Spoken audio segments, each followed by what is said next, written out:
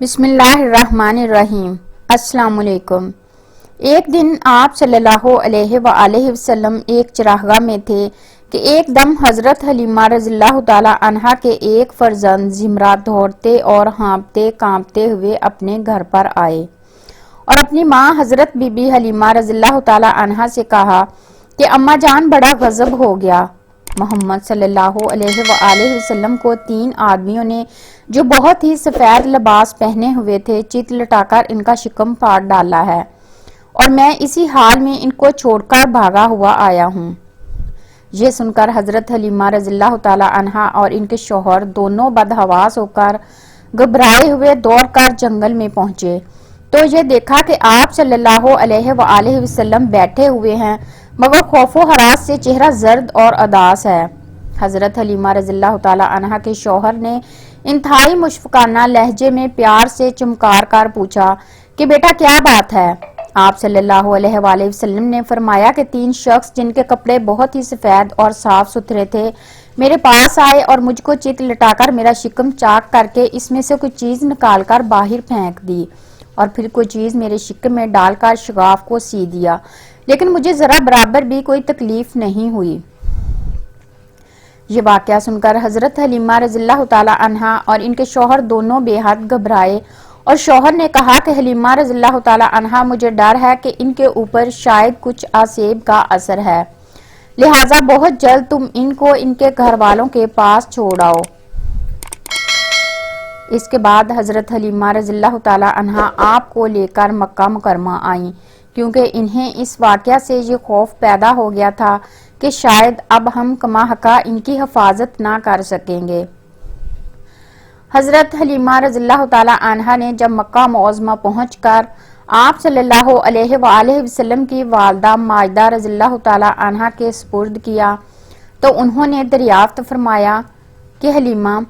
رضی اللہ تعالی عنہا تم تو بڑی خواہش اور چاہ کے ساتھ میرے بچے کو اپنے گھر لے گئی تھی، پھر اس قدر جلد واپس لے آنے کی وجہ کیا ہے؟ جب حلیمہ رضی اللہ تعالی عنہا نے شکم چاک کرنے کا واقعہ بیان کیا اور آسیب کا شبہ ظاہر کیا تو حضرت بی بی آمنہ رضی اللہ تعالی عنہا نے فرمایا کہ ہرگز نہیں، خدا کی قسم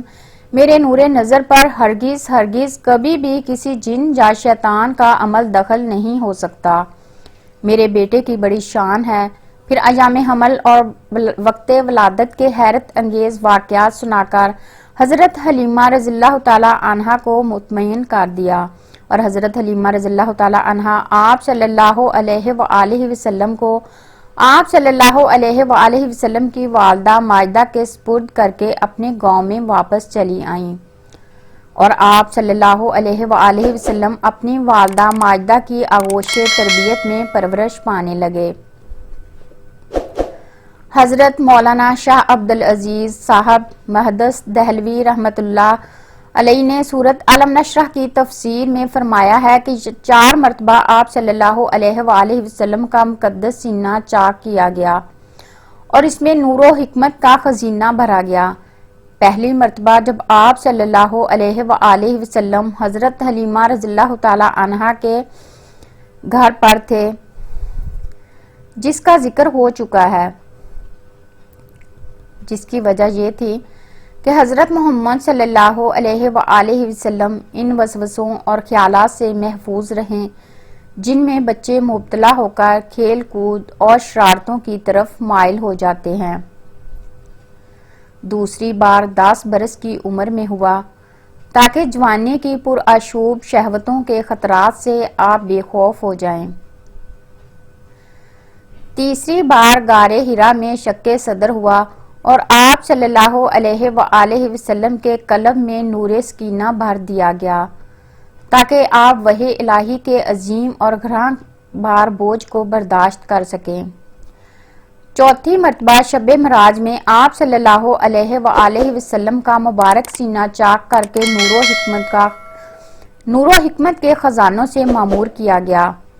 تاکہ آپ صلی اللہ علیہ وآلہ وسلم کے قلب مبارک میں اتنی وسعت اور صلاحیت پیدا ہو جائے کہ آپ صلی اللہ علیہ وآلہ وسلم دیدار الہی عزوجل کی تجلیوں اور کلام ربانی کی ہیبتوں اور عظمتوں کے متحمل ہو سکیں۔